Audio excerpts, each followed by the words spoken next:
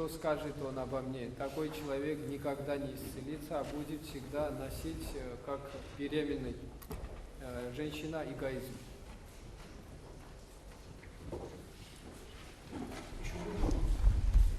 Будущим пастырем, вот, как священнику часто исповедоваться, служащему постоянно, вот, часто, редко, вот. Как часто исповедоваться? Да, как часто. Священник. Ο ιερέας κάθε πόσο να ισομεροποιήσει. Δεν έχει συνταγή συγκεκριμένη. Αυτοί έχουν τυπικό κάθε. Δεν έχει συνταγή συγκεκριμένη. Нету, Όποτε αισθάνεται την ανάγκη. нету конкретных рецептов, когда сам чувствует нужду. Ούτε είναι σωστό αυτό που καμιά φορά εδώ στις εκκλησίες σας υπάρχει σαν δογματική προπόθεση πριν από κάθε θεία κοινωνία να εξομολογούμεθα. Αυτό δεν, αν θέλουμε το κάνουμε, αλλά όχι αν δεν το κάνουμε είναι αμαρτία. И еще, что неправильно, к сожалению, в ваших церквях делается, что обязательным догматическим предусловием к для святого причастия считается исповедь. Если человек сам хочет исповедоваться своей волей перед каждым причастием, хорошо, но обязывать людей этого делать неправильно. Δεν εμποδίζουν να αναβάλουμε την εξομολόγηση και να εξομολογηθούμε μετά από τη Θεία Κοινωνία. Простительные, несмертельные грехи не препятствия к святому причастию и могут быть исповедованы и позже.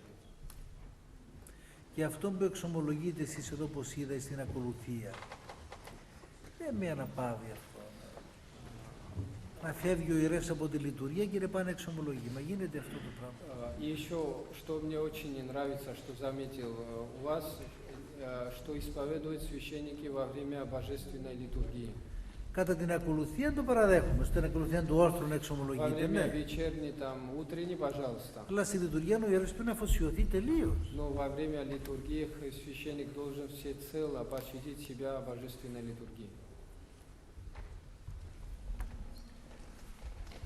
Отец Ефрем, сын давно не исповедовался и не причащается. Как молиться за него? Можно ли вам передать прошение за него помолиться? Ο Υιός μου δεν εξομολογείται και δεν κοινωνά. Πώς να προσευχόμαστε για αυτόν και αν μπορείτε να τον μνημονεύσετε και εσείς. Μην το ζαλίζεις και δεν κάνεις τίποτα. Если будете его много голову морочить, ничего не добьетесь. Να μάθετε να μην λέτε πολλά στα παιδιά σας για τον Θεό όταν δεν αντέχουν. Должны научиться вы сами не говорить много детям о Боге, когда они этого не могут понести. Να λέγετε στο Θεό πολλά για τα παιδιά σας. А говорите много о детях ваших Богу. Και τότε θα επιτύχετε. И тогда и добьетесь успеха. Священник Николай, отец Ефрем, вы вначале сказали о любви ко Христу. Из святых отцов мы знаем, что есть страх Божий. Какие его ступени? Страх раба, страх невинника, Είπατε για την страх αγάπη Сына. του Θεού. Από τους Αγίους Πατέρες ξέρουμε ότι υπάρχει και φόβος Θεού που έχει 3 βαθμούς. Δουλικός, У нас теперь свобода, и молодые люди хотят учиться в духовной школе. Как вы думаете, нужен для них хотя бы начальный этап страх Божий, чтобы учиться в семинарии? Или это может потом воспитываться в процессе учебы? Τώρα εδώ φοιτούν τα παιδιά στο σεμινάριο. Μήπως στην αρχή τουλάχιστον αυτοί χρειάζονται κάποιο φόβο του Θεού. Όταν αρχίζουμε και αγαπούμε τον Θεό, τότε αρχίζουμε και περνούμε τα σκαλοπάτια του δούλου, του μισθωτού και του Ιού. Когда человек начинает любить Бога, проходит все эти 3 ступени, и раба, и наемника, и сына. Страха. Μάλα από μάλα. Прежде чем поступить в духовную семинарию, он должен иметь хотя бы начальную ступень. Αλλά Или это не πριν обязательно? φοιτήσει τουλάχιστον δεν πρέπει να έχει στοιχειώδη φόβο του Θεού. Όταν αρχίζει και τηρεί τις εντολές, θα έρθει και αυτός αυτομάτως μόνος του φόβος του Θεού. Когда начинает жить согласно заповедям Божьим, это само собой придет. Спасибо. повседневной жизни мы часто имеем дело с людьми невоцерковленными или вовсе неверующими. Их взгляды на многие вещи зачастую расходятся с мнением церкви. Стоит ли нам, православным людям, указывать на ошибочность убеждений и поступков наших невоцерковленных ближних, ссылаясь на мнение церкви и церковный устав? Стоит ли в обществе людей неверующих показывать свою воцерковленность, или же лучше это не афишировать? Εμείς καθημερινά αναστρεφόμαστε με τους ανθρώπους ή οι εκκλησιαστικούς ή γενικά απίστους. Πολλές φορές οι απόψεις τους διαφέρει πολύ από τις απόψεις της Εκκλησίας. Όταν λένε κάτι πρέπει να τους υποδείξουμε ότι δεν είναι η σωστή θέση τους ή όχι. Και το δεύτερο, αν πρέπει να κρύβουμε την εκκλησιαστική μας ιδιότητα στο περιβάλλον απίστων ή Με τίποτα, με τίποτα. Δεν θα κρύβετε την εκκλησία ιδιότητα με τίποτα. Во-первых, вашу принадлежность к церкви никогда не будете ни в каких обстановках скрывать. Και το άλλο είναι ότι αν δείτε και έχει έδαφος η υπόθεση να του πείτε κάτι για το Θεό, να του πείτε. А в первом случае, если видите, что у человека есть хорошая почва, если что-то ему скажете Εάν είναι духовное, σε ότα μη ακούοντος, μην χάνετε τον κόπο σας. а если тогда можно что-то сказать о Боге, но если видите, что уши его не слушают, тогда не теряйте зря времени и сил. Μόνο κάμετε έμπονο προσευχή γι' αυτό. Только с болью молитесь о них. Отец Ефрем, просьба, расскажите о вашем отношении к католичеству. Я αποψίσα, συγγνώμη σας για το καθολικισμό. Μα αυτοί δεν είναι χριστιανοί ορθόδοξοι. Они Είναι не εκτός пра- εκκλησίας. Они вне церкви, они не православные. Η εκκλησία είναι μία. Церковь одна. Μία Αγία Καθολική και Αποστολική Εκκλησία. Единая, святая, соборная, апостольская церковь наша.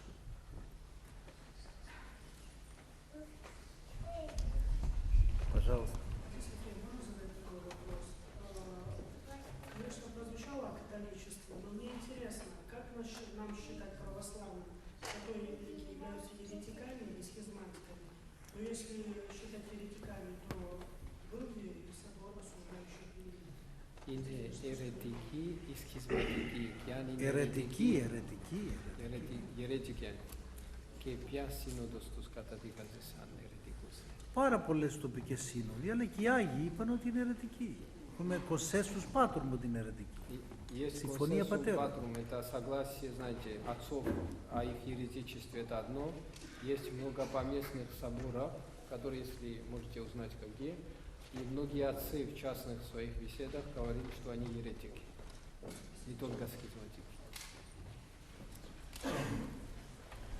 Отец Ефрем, как избирается игумен монастыря на Афоне? Какие его полномочия? Πώς εκλεκαλείρωτηση, πώς εκλέγεται ο ηγούμενος στο Άγιον Όρος και τι αρμοδιότητες έχει. Ο ηγούμενος εκλέγεται από την αδελφότητα των πατέρων. Δεν διορίζεται ποτέ ο ηγούμενος. Игумен всегда избирается братьев, никогда не назначается. Και είναι ισόβιος. И на всю жизнь. Και ο ηγούμενος είναι καταρχήν, δεν ασχολείται πρωτίστως με τα διοικητικά όπως εδώ στη Ρωσία που είναι λάθος. И еще он не занимается, во-первых, административными Ο ηγούμενος είναι вопросами, как это καταρχήν делается в России, к πνευματικός сожалению. πατέρας. А во-первых, игумен это духовный отец монахов. Один только. Διότι αλλήμωνον, αν ο ηγούμενος δεν είναι πνευματικός πατέρας και είναι μόνο διοικητής, τότε είναι λάθος ηγούμενος. Тогда, если он не духовный отец монахов, то тогда он неправильно на том месте Το сидит. κύριο έργο του ηγουμένου είναι η πνευματική πατρότης και μετά η διοίκηση. Главное дело игумена это духовное отцовство. Όπως και στον επίσκοπο. Ο επίσκοπος δεν είναι διοικητής. То же самое, кстати, и Ο епископ. επίσκοπος είναι πρώτα πνευματικός πατέρας και μετά Он διοικητής. не только управляющий епархией, а он сперва отец духовный всей епархии, всех Εάν είναι верующих. διοικητής πρώτα και μετά πνευματικός πατέρας, απέτυχε.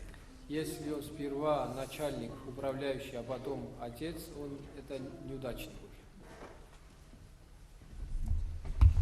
Γι' αυτό είναι λάθος το ότι βλέπετε σε αδελφότητες πνευματικό κουμάντο κάνουν οι πνευματικοί. Αυτό είναι λάθος. Ошибка большая, когда назначаются духовники отдельно от игуменов, и по сути они управляют братья и Είναι монастырями. μεγάλο λάθος. это ошибка большая. Δεν έχουν θέση η πνευματική για την αδελφότητα. У духовника нету Η такого πνευματική θέση позиции. είναι πρωτίστως και ουσιαστικός του ηγουμένου. Духовное руководство – это дело, во-первых, и почти исключительно игумена. Духовники, если есть помощники только. Пожалуйста. Отец Ефрем, скажите, сейчас среди православных очень часто звучит мнение, что вот-вот настанет конец света, что личные номера – это уже печать Антихриста. Как вы к этому относитесь? Συχνά ακούμε ότι σύντομα θα έρθει η Δευτέρα παρουσία και έσχατη καιρή και ότι κάρτα γραφτανίνα, πάσπορτ которая, και ηλεκτρονικά διαβατήρια κάρτα του πολίτη είναι σφραγίδα Αντιχρίστου. Ακούστε, προτιμώ αντί να ασχολείσαι με τον Αντίχριστο να ασχολείσαι με τον Χριστό. Я предпочитаю, чтобы вместо того, чтобы занимались Антихристом, занимались вы Христом. Η έλευση του Αντιχρίστου για όλους μας, ξέρετε πότε είναι? Знаете, когда наступят последние времена и приход Антихриста? Η ώρα του θανάτου μας. Когда мы умрем. Το μόνο βέβαιο γεγονός για το μέλλον, μελλοντικό γεγονός της ζωής μας είναι ο θάνατός μας. Единственное событие, которое, Αυτό είναι αποδεδειγμένο. случится в будущем, это наша смерть. Η κάρτα του πολίτη που και στην Ελλάδα προβάλλεται, η Ιερά Κοινότητα έκανε μια απάντηση του Αγίου Όρους και είπε ότι είναι καλό να μην την πάρουμε. О карте гражданина Священный Кинот Святой Горы высказался, Διότι что ισοπεδώνεται η ελευθερία του προσώπου. лучше, чтобы не брать. И не потому, что это печать Антихриста, а потому что пренебрегается свобода личности. Ο άνθρωπος είναι πρόσωπο. Человек, во-первых, Και личность. σήμερα έρχονται οι σκοτεινές δυνάμεις να το μεταβάλουν σε άτομο, σε ρες, И сегодня σε έναν πράγμα, δηλαδή, σε μια μονάδα. темные силы хотят эту личность превратить в массу, безличие какое-то. Βλέπετε σήμερα στο Ευαγγέλιο, ερώτησε ο Χριστός τον δαιμονισμένο. Смотрите, в Του λέει πώς είναι το Евангелии όνομά σου? сегодня спрашивает Христа бесноватого, как тебя зовут, говорит. Γιατί το ρώτησε νομίζω, δεν ήξερε πώς λέγεται? Что, не Που ήταν ο знал, как тебя καρδιογνώστης ο зовут? Χριστός. Он же все знает. Για να μας δώσει το μήνυμα Что он хотел сказать? ότι ο άνθρωπος ο οποίος είναι δεδημένος στις δαιμονικές ενέργειες δεν είναι πρόσωπο. Человек, облаченный в бесовскую энергию, не является Γι' αυτό личностью. δεν нет έχει имени. όνομα. Βλέπετε η Εκκλησία μας, πάει να κοινωνήσουμε. Когда идем причащаться, как в нашей Μεταλαμβάνει ο δούλος του Θεού Αλέξανδρος причащается το τίμιο και раб Πανάγιο Божий σώμα του Александр, Κυρίου και Θεού Христова Χριστού. и святое тело и так далее. Βλέπετε στο μυστήριο του γάμου, στέφεται ο δούλος του Θεού Κωνσταντίνος, τη δούλου του Θεού Ελένη. Там венчается раб Божий Константин с рабой Божией Еленой. Γιατί ο άνθρωπος είναι πρόσωπο όταν είναι Почему μέλος της Εκκλησίας. имена? Потому что личности, все члены церкви. Αλλά η κάρτα του πολίτη βλέπετε και οι Εγγλέζοι ακόμα δεν την Ну, θέλουν. смотрите, даже англичане не хотят карту гражданина. Όχι διότι τους ενδιαφέρουν τα πνευματικά τους Не Εγγλέζους. потому, что они интересуются Такие ενδιαφέροντα δεν духовными. У них нет таких интересов. Αλλά όμως ότι επειδή ισοπεδώνει την ελευθερία του ανθρώπου. А потому Δεν τη δέχτηκαν. что сравнивается с землей личность человека, свобода личности. Λοιπόν, δεν σημαίνει όμως όταν κάνεις την πάρη, σημαίνει ότι αρνείται του Χριστό. Но если кто возьмет эту карту, это не значит, что он отрекается от Христа. Διότι η Αποκάλυψη σου μιλά συγκεκριμένα, σφράγισμα στο χέρι και στο μέτωπο. Апокалипсис говорит ясно об этом. Печать на руке и на челе. Βέβαια, αυτά όλα είναι εισαγωγικά. Σιγά σιγά θα πάμε και εκεί. Αλλά Но δεν все ήρθε η это, ώρα. что делается, конечно, это все вступление к тому, подготовка. Να προσεύχεστε, γιατί είναι δύσκολες ημέρες που Молитесь περνάμε. много, Θέλει πολλή молитесь, προσευχή потому και что μετάνοια. Очень трудные времена и нужно очень много покаяния. Μπακαγιάννια.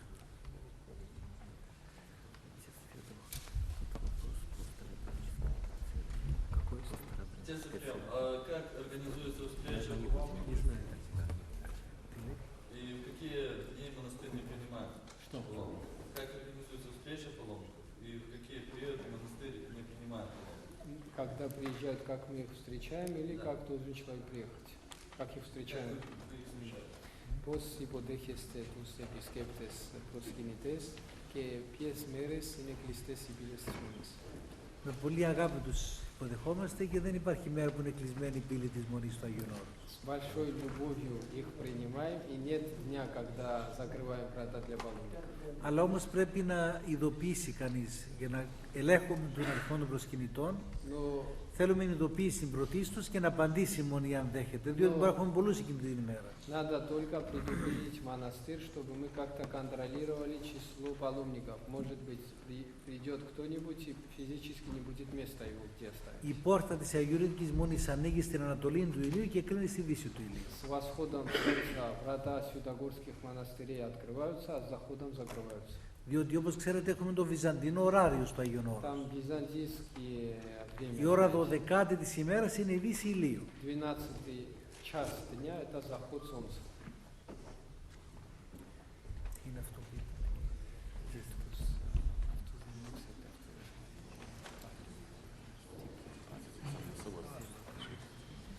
Άλλη ερώτηση υπάρχει, ορίστε πατέρα. Ο Τέτς. Пожалуйста. Уважаемый отец Ефрем, мы живем сейчас не в монастыре, в миру, где много суеты. Наверное, одним из главных дел это научиться молиться. И когда много дел, послушаний, ум рассеивается. Когда стоишь на молитве, часто рассеиваются мысли.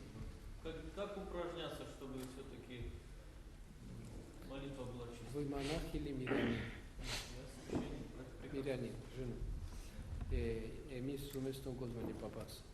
Ζούμε στον κόσμο, δεν ζούμε στο μοναστήρι και έχουμε μέρημνες πολλές, δουλειές πολλές και μετεωριζόμαστε πολύ στην προσευχή. Πώς να εξασκηθούμε εμείς στην Πάτερ, αμετεωρία. εσείς δεν είστε μοναχός.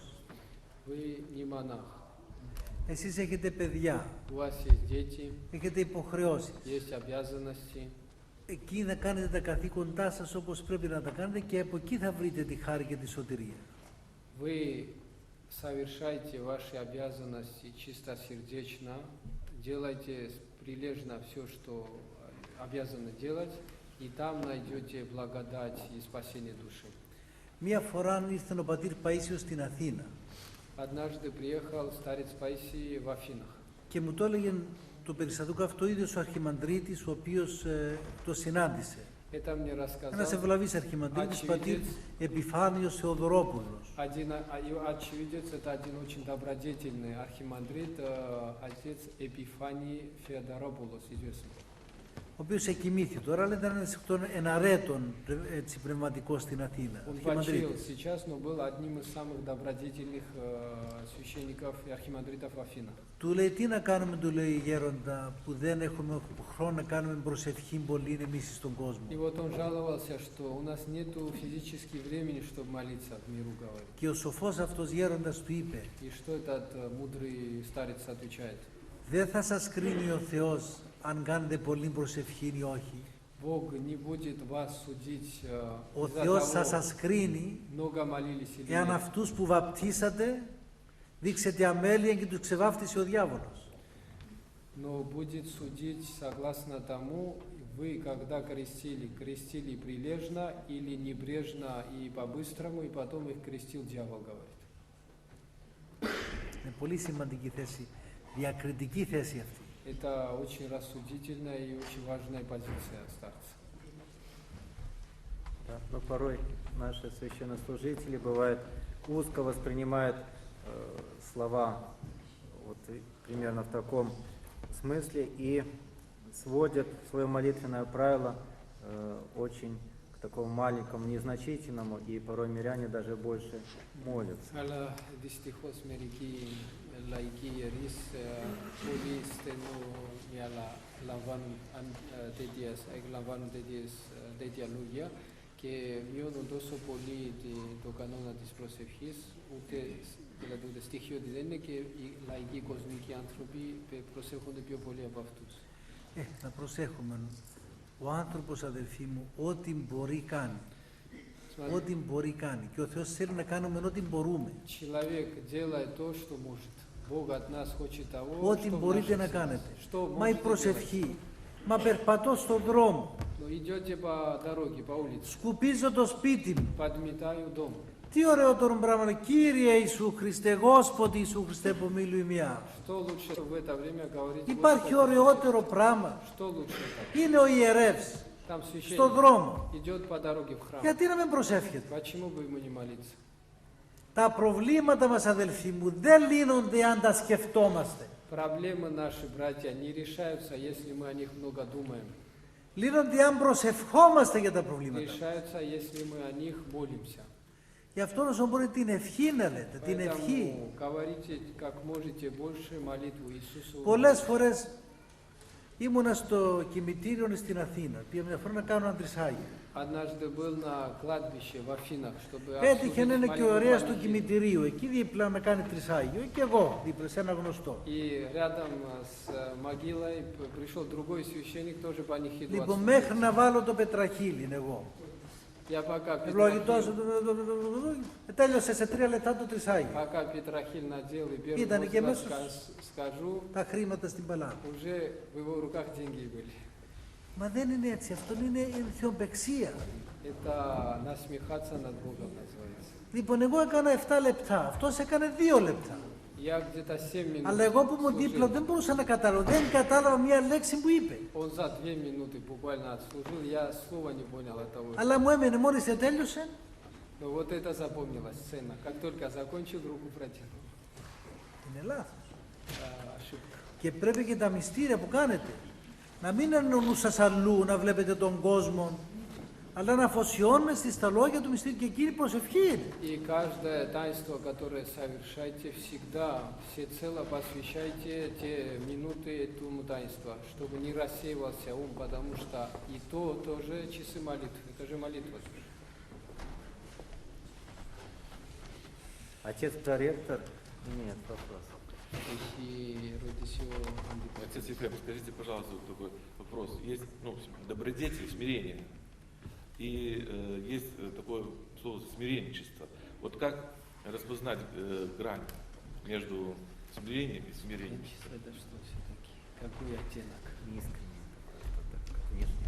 А внешне притворяется. Τη διαφορά υπάρχει μεταξύ αρετής της ταπεινώσεως και όταν έχει κάποιος μόνο σχήμα αρετής και προσποιείται ταπεινώση. Ταπεινοσχήμια. Άλλον ταπεινοφροσύνη και άλλον ταπεινοσχήμια. Одно есть слово в греческом смиренно поведение, когда как притворяется человек смиренным. Ξέρετε πότε φαίνεται ο ταπεινόσχημος? Знаете, как отличить их? Όταν τον ελέγξεις. Когда их обличишь. Τότε γίνεται κέρβερος. Когда смиренно, кто только ведет Οριόμενος. себя смиренно, он становится цербером, Τότε φαίνεται ο как ταπεινόσχημος. лев рыкающий. Τώρα αρχίζει να σου λέει εγώ είμαι αμαρτωλός και πες του είσαι αμαρτωλός βρε. А если, может, сам говорит, что я грешник, я такой нехороший, если ты тоже скажешь, что он грешник, тогда, увы. Και σου πει γιατί με πρόσβαλες, ποιος είσαι εσύ και τι μου έκανες και δεν έχεις δικαίωμα. Потом скажешь, да ты кто, чтобы меня обличать, и ты не имеешь права, и ты меня не знаешь, и так далее. Αυτός είναι κύβαλον αλαλάζο. Это называется Κούφιος θενεκές. медью звенящей, пустая консервная банка.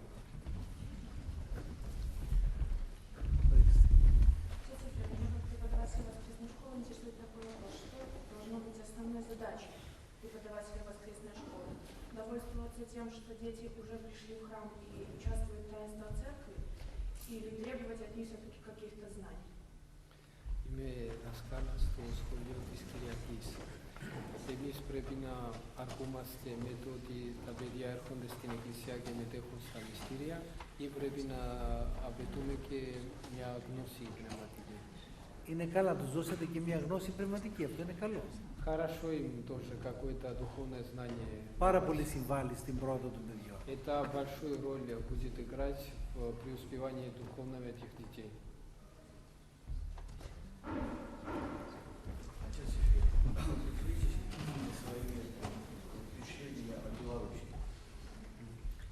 Este μας για τις εντυπώσεις σας για την Ρωσία. Ακόμα προχθές ήσουν. Я еще только позавчера приехал. Первый впечатление. Στο τέλος θα πω, στο τέλος. Я в конце все скажу.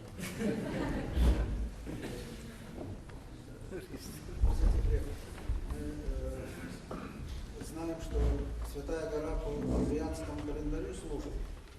И многие монастыри в Греции, в основном в Греции, по Григорианскому. Вот, если у вас общение, и как вы регулируете этот вопрос, если приходится служить, молиться? Молитесь как место. Вагионоросинами παλιό, εξωενεμένιο, πώς λειτουργείτε, πώς λύνετε τις διαφορές. Όπως εδώ καλή ώρα εσείς είστε με το παλαιό. Как просто, как мы служим, как вы. Εσείς που είστε με το παλαιό, όταν έρθετε στην Ελλάδα, συλλειτουργείτε κανονικά με την Εκκλησία της Ελλάδας, που είναι με το νέο. Если вы приедете в Грецию и на материке будете сослужить с греческими священно, будете служить по-новому тоже. Έτσι και εμείς κάνουμε το ίδιο. Когда на материк Δεν είμαστε και χωρισμένοι από την Ορθόδοξο Εκκλησία, όπως εσείς δεν είστε και χωρισμένοι σαν Εκκλησία της Λευκορωσίας με την υπόλοιπη Ορθόδοξο Εκκλησία που είναι με το Ιερό Ημερολόγιο. Мы не отделены от церкви, ни они, ни новостильники, ни мы. Мы одной церкви, то есть календарь там второстепенный. Еще вопрос, простите. Мы часто бываем с отцом Геннадием на Афоне, в вашем монастыре, и в субботу вечером, возвращаясь в Россию, бываем в храмах Дмитрия Солунского, Григория Паламы, Фессалоника храм.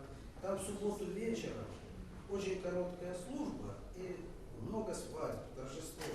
И в храме шумно, смех, и нам это как-то непонятно. Вот откуда традиция такая? Εμείς συχνά ερχόμαστε στο Άγιον Όρος και μετά που φεύγουμε, ας πούμε, Σάββατα βράδια, συχνά πάμε στον Άγιο Παλαμά, στον Άγιο Δημήτριο, γίνεται πολύ σύντομη ακολουθία το κάτι και μετά πολύ γάμοι. Είναι ποια παράδοση είναι έτσι, γάμοι Σάββατο βράδυ? Συνήθως κάνουν Σάββατο βράδυ, σήμερα της μόδας. Сейчас в моде в субботу вечером венчаться. Δυστυχώς. К сожалению. Είναι η άβρα εντός εισαγωγικών της Ευρώπης. Это ветерок, в кавычках, Европы.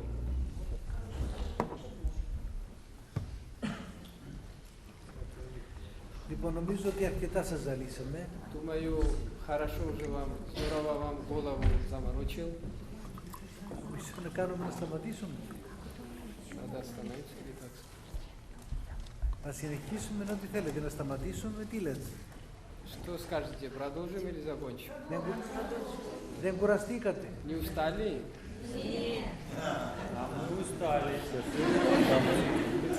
Вы имеете в виду, что, братья, мы только пришли, а народ с самого утра были в Гродно, там были перелет, здесь посещали.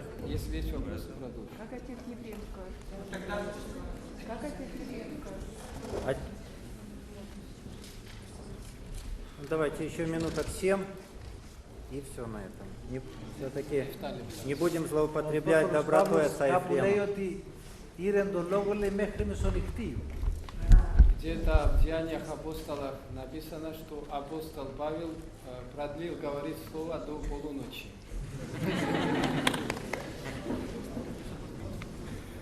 Отец Ефрем, ваши отношения к ювенальной юстиции? Это тогда это детях, да, права? Да. Тогда дикиумата то дикиумата то παιδιών τώρα που προβάλλεται. Τα δικαιώματα των παιδιών είναι παλαβομάρες. Эти права детей, которые сейчас утверждают, это глупость. Όταν ένα φρούτον, παιδιά, πατέρες, Когда, ένα φρούτον είναι στο δέντρο когда фрукт отцы еще висит на και το дереве, κόψει κανείς άγουρο, и еще не зрелый фрукт, и δεν кто-нибудь τρώγεται, сорвет, этот фрукт есть нельзя, δεν μπορεί να το φας. невкусно. Τώρα ένα ανώριμο παιδάκι, Когда ребенок еще не зрел του δίνεις δικαίωμα να παρακάθεται στον καθηγητικό σύλλογο των καθηγητών και των δασκάλων. и дашь ему право восседать на совещаниях Τι έχει να πει αυτό το παιδάκι? учителей, что он скажет? Όταν μεγαλώσει, μάλιστα. Когда подрастет, пожалуйста.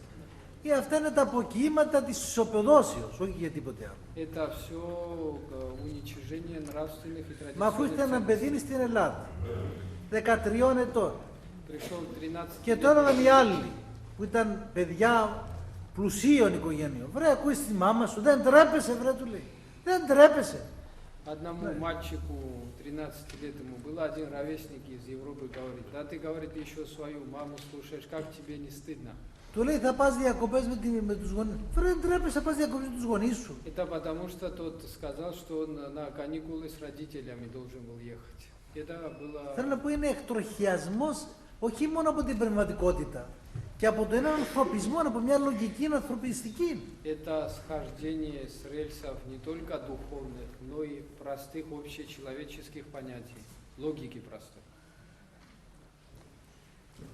Если таинство крещения прошло очень быстро, можно ли считать, что я приняла святое крещение?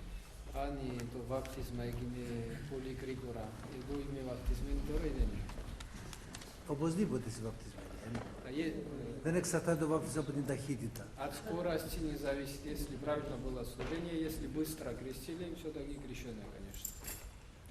Насколько возможно в современном мире выполнять наказ Иисуса Христа «Ударили тебя по одной щеке, подставь другую»? Στο σύγχρονο κόσμο πώς εφαρμόζεται η εντολή του Χριστού αν σε χτυπήσουν στο δεξιός να γύρισε και το αριστερό. Όταν έχεις πίστη στο Θεό και ταπείνωση, σιωπάς εσύ και ομιλεί ο Θεός. Αλλά πρέπει να έχεις και την ανάλογο πίστη όμως. Если есть у тебя вера и смирение, когда ударят, ты молчишь, а Бог говорит, но должен и веру иметь.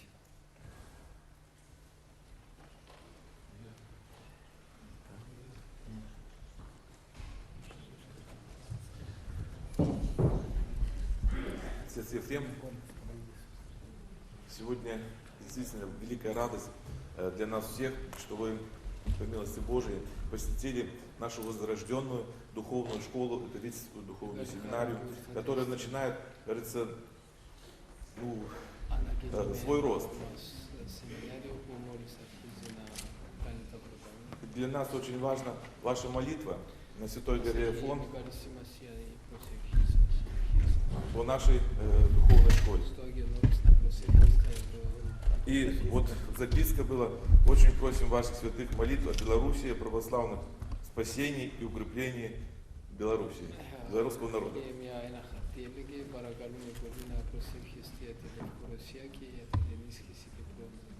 С благодарностью к вам обращаемся всем и просим принять дар, вот этот образ, рукописный образ Спасителя, который выполнен выпускником нашей духовной школы.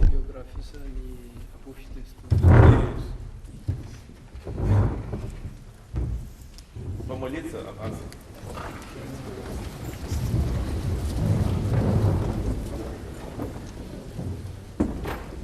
Και εμείς για την ανάμνηση της ταπεινής επισκέψεώς μας προτείνουμε μια εικόνα για το σεμινάριο της Παναγίας της Παραμυθίας που τον Θεοφιλέστατον Βενιαμίν την φέραμε και εδώ το αντίγραφο για να προσκυνήσει ο λαός του Θεού και να αγιαστεί από την εικόνα της Παναγίας. В знак нашего, в память нашего смиренного присутствия здесь привезли, знаете, большую точную копию иконы отрада и утешения по инициативе владыки Вениамина. И вот маленькую икону, более меньший список хотим оставить вам на память. Μη φοβάστε, η Παναγία σκέπτεται τη Λευκορωσία. Не бойтесь, Богородица покрывает Белоруссию. Спасибо. Да, мы попросили молитв отца Ефрема, но думаю, что все, кто сегодня присутствовал, будут взаимно поминать отца Ефрема с братьями и всех святоборцев,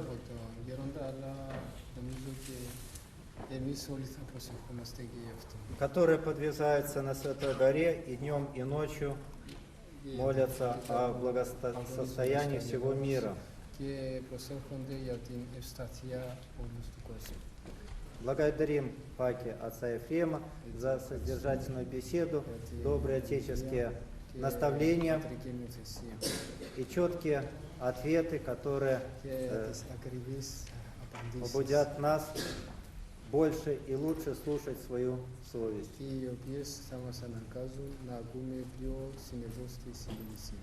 Всесильно вам помощи от Бога.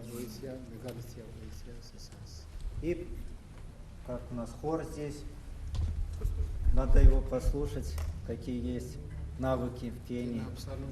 В начале много лет отцу Ефрему, а потом братья, а потом достойно есть.